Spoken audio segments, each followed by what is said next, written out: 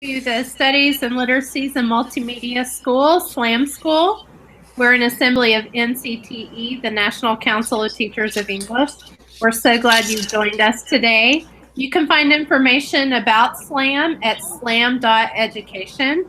So check us out and see all the great things that we've been doing. We've been doing SLAM School for a while, so you can access previous episodes and see what we've been up to.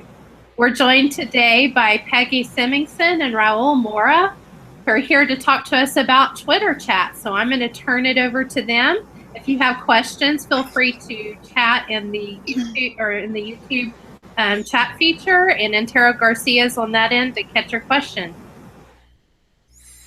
All right. So, well, first of all, thank you, Shelby, Nicole, and Antero, for the lovely invitation. We're glad to be joining you all today to talk a little bit about how to put together a Twitter chat. And I think in times like this, where there is this need for community building, this need to build affinity across the miles, I mean, not just within, like, the United States, but around the world, Twitter. We already have one SLAM session that Antero hosted about Twitter, so I'm probably not going to try to overlap much with that one, but can I use it as a blog that you can take a good look at what Twitter is and how to use it, and build from, and use that session to build from this one. So the goal for us today is to tell practitioners around the world how they can take advantage of Twitter to host what's becoming a really interesting trend for community building and communication, that is the Twitter chat. So the first question is, what is a Twitter chat? I think that should be the first thing to clarify. What's a Twitter chat? And a Twitter chat is basically a moment where we bring together people on Twitter for a specific period of time, usually an hour, over a particular topic. And for that hour, people just interact with each other through social media, through Twitter, asking and answering questions. So what we're going to do, my colleague Peggy and I today, is to give you some pointers and some tips on how to put together a Twitter chat. So I think the first thing that's important is to think about the topic. I think the success or the failure of the Twitter chat is going to hinge upon the topic. So we think that, first of all, and Peggy, feel free to jump in at any point while I'm talking. Okay, awesome. All right. So first of all, I think it should be something that that can be relatable to an audience.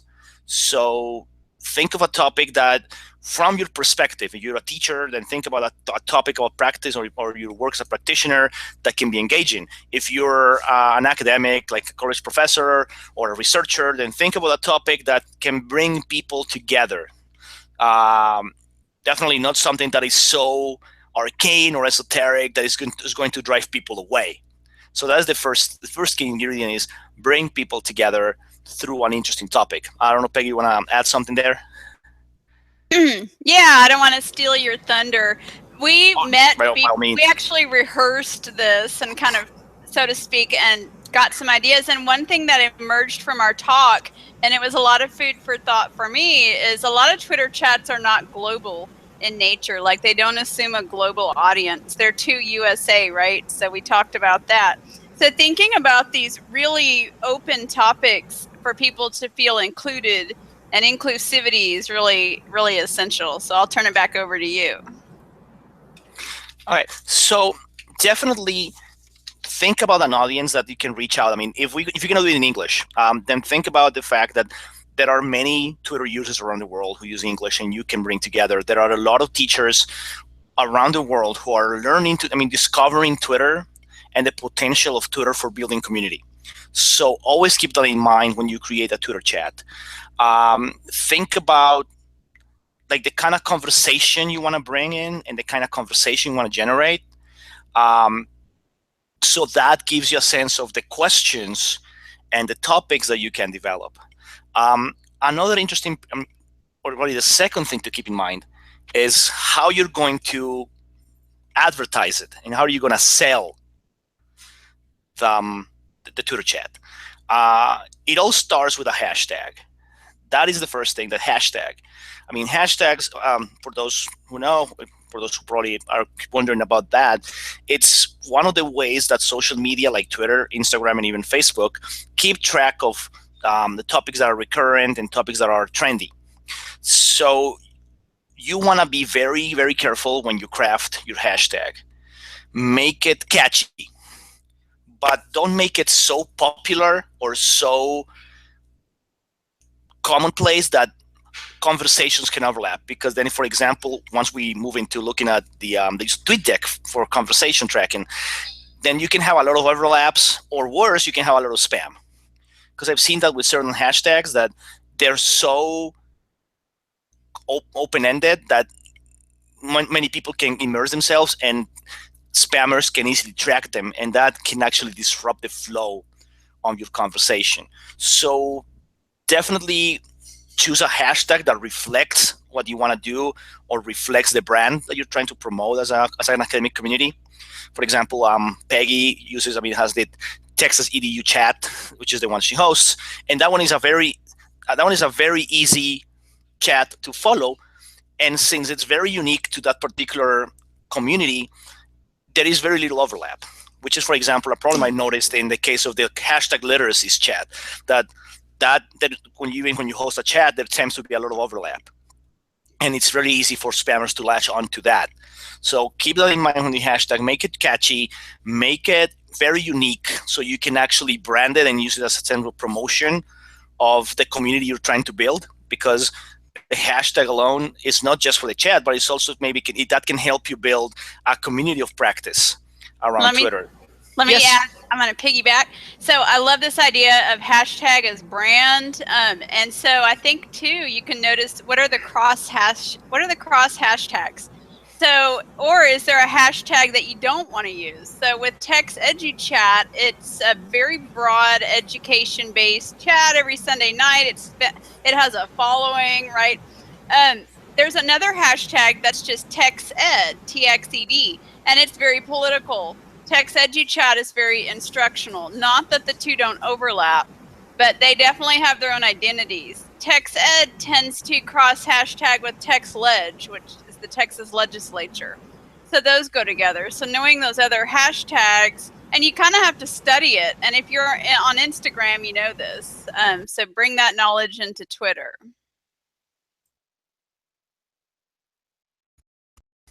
Right. Yeah. So that's always important to help advertise, and then start thinking back to the questions. Usually the format for Twitter chats is there is a central topic, and then you think of a good set of questions between, say, 6 and 8 questions that you're going to put together that will give you enough room to engage in conversation for about an hour. Usually most chats will last an hour, and if you plan 6 to 8 very, very powerful questions, then you have the possibility to really get into really, really great chat. Make a chat a very, very powerful moment. So that takes some time to really think carefully through the questions you want to ask. I would say, in a first-person perspective, think about the kinds of questions you would like to really participate in yourself, in a sense. And it kind of goes back into this whole idea of writing, and think about the audience you want to address in your writing. It works the same way when you're putting together a chat. Think about the audience you want to reach out to, and put questions that they really want to answer, and then questions that also reflect your own personal interests.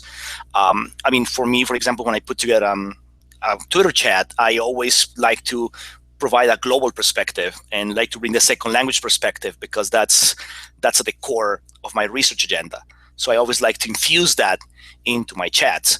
I'm sure Peggy always gears her questions to our technology, to our digital, to our online, because that's her area of interest. So think about what moves you, what drives you, and let those questions reflect that, and come up with good, powerful questions. And then that alone, a very good question will propel the conversation alone. You might not need to even do a lot of excessive moderation. Just put the question out there and let it flow. And that is probably another important thing when you're hosting a chat. You have to be willing to take the back seat. it's not about you. I mean, you're going to do the whole setup. You're going to set up the whole thing. You're going to set up the questions, the hashtags, maybe prepare some advertisements, put everything together. And then when it's time for the chat, just sit there and let it go. It's not about you. It's about the engagement that your questions are going to provide to the people who are coming to the chat. And I think that's probably the main element there. Put together some good questions, put together something that is interesting, that is engaging, and the conversation will flow. I mean, that's been my experience so far. I don't know what Peggy, you want to add something about that regard? Yeah, sure. Can you hear me? Okay. Yeah. I'm actually going to share some visuals. So just kind of give me a thumbs up when you can see. Let me see. Can you guys see the Excel spreadsheet? Yes. Yes. Okay, awesome. Okay, so I like the Excel spreadsheet. I just kind of have a few columns: host, moderator, topic, and I make it an editable document. And then we just have some questions, and let me make it just a bit smaller.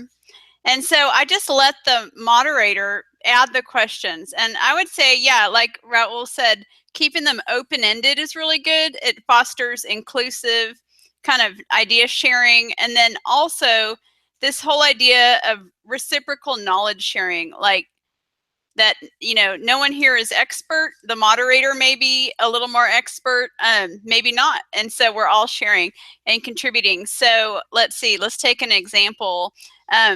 Let's look at the one Raúl did. So he starts out kind of baseline roaming around the known, so to speak, to use a reading recovery phrase. He says, his was on 21st century literacies with a global perspective, and Q1 or question one was, how do we understand 21st century literacies at all? So like this whole, what is it? Like, let's talk about what it is. And so people might tweet for 5 minutes. And then what's not on here is introductions.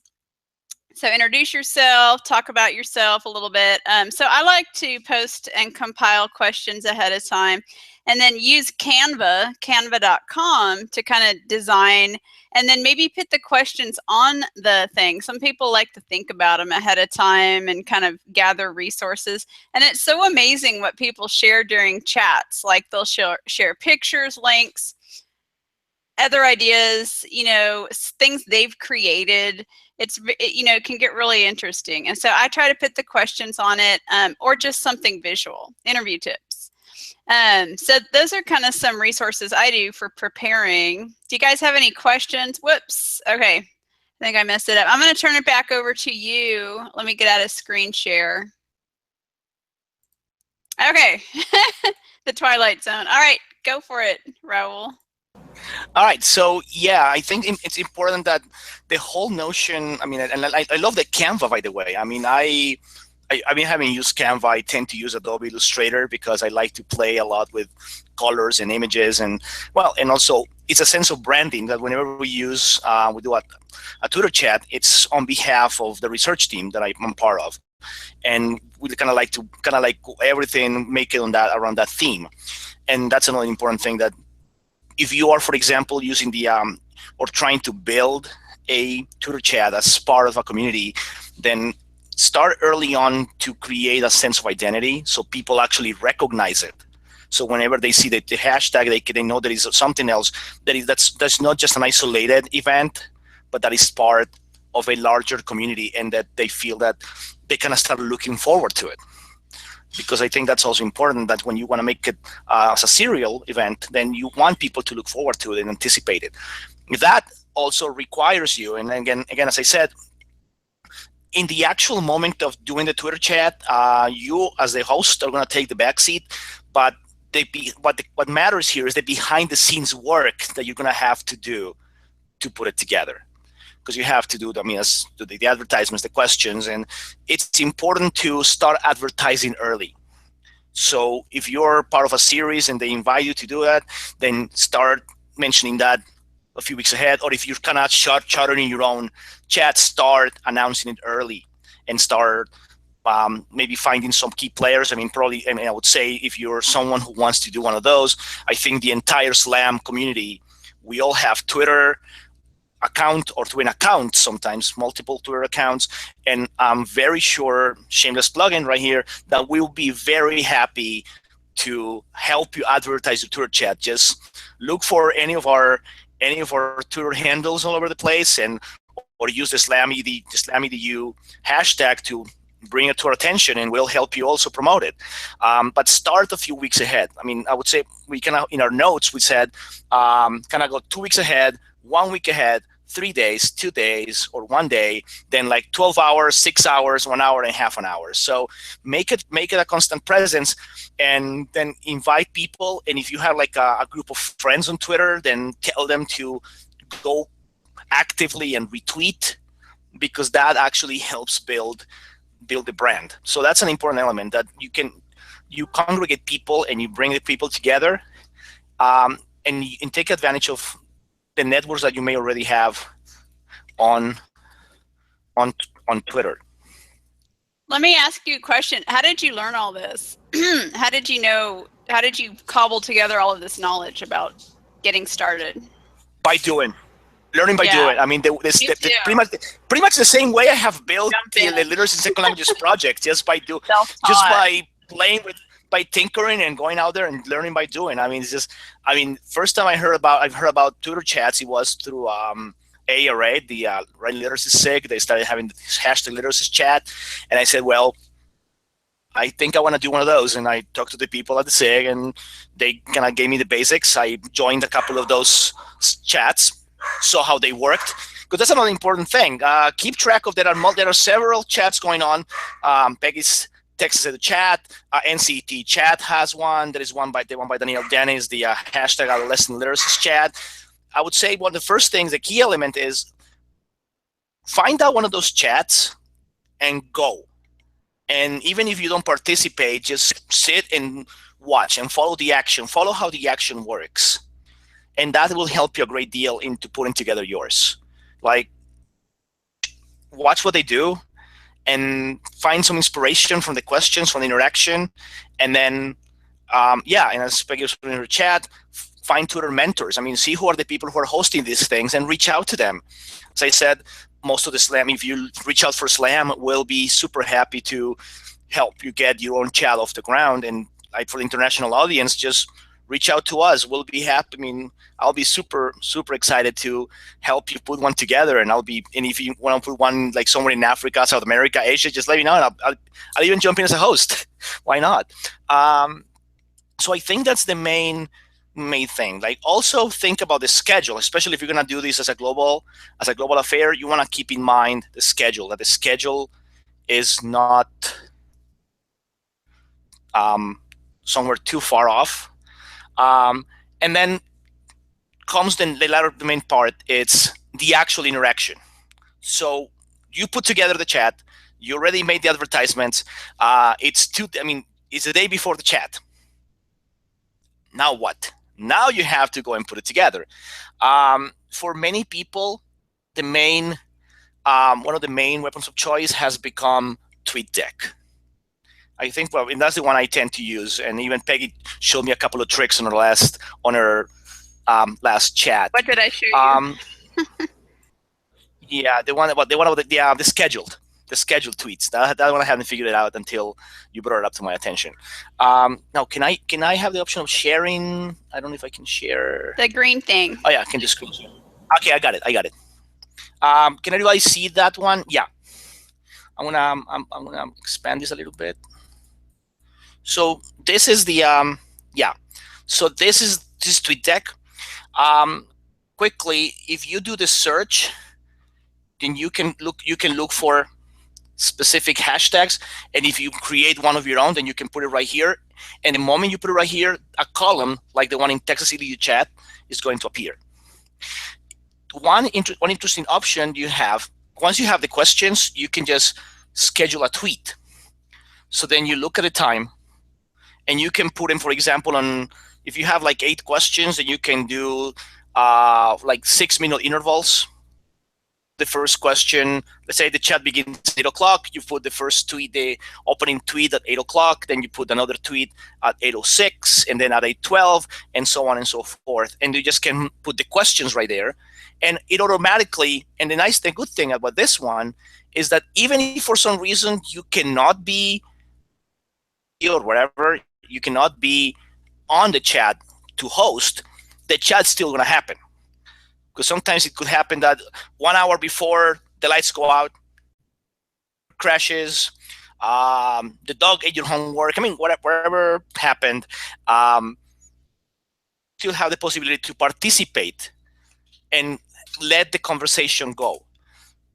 And I think that's the main. And I'm going to now get out of here. Okay, now I'm back. So that for me would be the key element. Start thinking and organizing the timetable and organize your activity. Put the questions ahead of time. And again, if you go to TweetDeck, sometimes it could happen. It happened to me that you might accidentally end up putting a tweet that is going to fire at 11 a.m. as opposed to 8 p.m. You can still delete them. You can still experiment with that. Important, play with TweetDeck a little bit. Can you show what happens if you use the chat? We'll go back and read what was talked about. There is a question. Peggy, you want to tackle this one? Shelby's question. Can you show what happens if you use the chat and what to go back and read what was talked about? Sure. Shelby, do you mean like after the chat is over, or maybe if you entered the chat in a delayed kind of deal? I think either one. I think sometimes a lot of people want to do the chats but can't be present when they're happening. So I think it might be helpful to show folks what to do. Okay, yeah. So can you see my TweetDeck?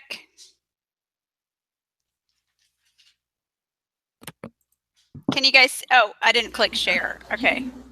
Can you see the TweetDeck? Yeah. I think it's sharing. So what I do, you can go to TweetDeck, and this is kind of my hub space, and I run Text Edgy Chat, so I monitor it. So one way is just to, I think you just click on search and then add something. So maybe I want to follow NCTE Chat. They're really active. So I can just go through and kind of scroll back if it's recent. And look there. That's one way. Or you can just go to Twitter itself and just type in the hashtag. And then I always click latest, or you can do top and that kind of thing. Let's see. So let's do NCTE Chat again. And just type in latest or top. Those are kind of a couple ways. While I'm talking about this, if you're really hardcore and you want to track your Twitter chat, there's some analytics tools you might think about doing. And I can send those to you guys to post on your blog or whatever, but like you can curate all of the tweets and you can analyze it later and see who's tweeting and how many unique users and that kind of thing, and track that over time. And so you'll see regulars too in your chat, and that's always fun to see people. So you need to say like, hey, Jane, I'm glad to see you, or whatever. And then so click latest. I think I'm on NCTE Chat, or click top. And so those are just kind of two quick ways. Whoops. Okay. Let me get out of there. Stop sharing. Did you help me out there? Okay. So those are just two quick ways to share. And I think that's all I wanted to share. We want to emphasize that a huge reason to do Twitter chats is get people out of their bubbles, their echo chambers, to really broaden your awareness of things. And you can be a lurker on the chat. Some people are overwhelmed. Like the first year I heard of Twitter chats, I'm like, oh my God, it's way too fast. I can't keep up. And so, did you feel that way? Yeah, I did. The first time I hosted one, it was I was interested. I was actually at ARA, and it was one of my students, and we were hosting that, and we were doing it like actually no. First time I was at ARA, and we were typing quickly, and it's really fast. The pace is really fast when you're participating. When you're hosting, it's actually a little easier because you can. You're gonna lay in the background, but the first time you participate, the pace of the questions, you're exhausted. Because you could be answering question 1 and they're already in question 3, and then you can, but once you get the hang of it, and that's why I suggested going to a chat before and understand how it works. Just lurk for a while, and then you understand it, and then it's easier to follow the flow. And I think it's important, as Peggy was mentioning, think about the topics you can get involved. I mean, you can talk about, and recently Shelby did one about professional development. You can engage in chats about activism, advocacy, research, teaching. You can bring them all together. Just think about the potential. I mean, think about what you want to talk about, and prepare some questions that can get people motivated to be part of the conversation. And I think the ones I've seen happen, and the ones I've hosted, and I think they're being successful, it's basically because of the kinds of engagement you can bring through the questions. And again, that's going to be the key. So I think that's probably the last thing we're going to say, because it's almost time to wrap up today's session of Slam School. Yes. I always think about digital media, it's, I mentioned you can lurk, but there's this ethos of sharing, like bring something, a link, or just even liking somebody's tweet is participating. Retweeting is participating, and just working yourself up to participating more each time. Maybe you need to lurk on chats for a year, or just, kind of hang out for a little bit, or follow people, just cyber stalk some people for a little bit, and that's okay. And then participate more and more each time, and then next thing you know, you're hosting one. So that's all. It's a lot of fun. I mean, and go, and again, in general, when you're going to get on social media, and especially in these new times, get involved. Go out there and just participate. Join people, join conversations, local and global, because that's what we need to do. I mean, the whole idea of a Twitter chat is a really nice way, and we would have this just final thought in our conversation, that it's become a horrible place sometimes, kind of like a cesspool, if you will. And it's up to us as scholars and practitioners to reclaim it and turn it into a place for community building. And I think one of the really good ways to do that, it's get involved, participate, and resist. I think that's a great note for us to end on there, everybody. Thank you, Raúl and Peggy, so much for a very a great approach to making sure that those that are interested in Twitter chat aren't afraid to jump in and just follow along and get involved a step at a time. We so appreciate your time. I hope the viewers appreciated all that they learned, and hope that you'll tune in again next time. Do we have on Tara who our next person is? We're going to have some school activists, but I don't have the exact time, so it's going to be on our website, slam.education, very soon. Thanks to everybody. Happy May, happy finishing out school, and hope to see you on our next episode. Take care. Love it. Awesome. Bye.